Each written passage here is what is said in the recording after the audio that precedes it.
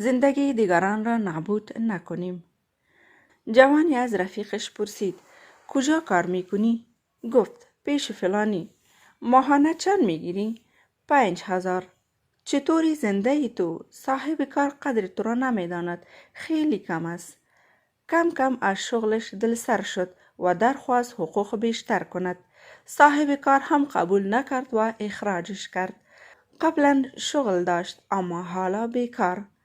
زنی بچه ای را به دنیا آورد. زن دیگری گفت با مناسبت تولد بچه شوهرت برای چی خرید؟ هیچی نی. یعنی تو برایش هیچ ارزشی نداری؟ بم را انداخت و رفت. ظهر که شوهر به خانه آمد دید که زنش عصبانی است و کار به دعوا کشید و تمام.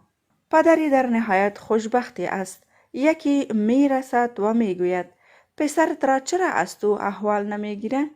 یعنی آنقدر مشغولی که وقت نمی کنه؟ و با این حرف صفای قلب پدر را تیره و تار می کند.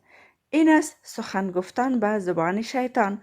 در طول روز خیلی سوالها را ممکن است از همدیگر بپرسیم. چطور این زندگی را تحمل می کنی یا فلانی را؟ چطور اجازه می دهی؟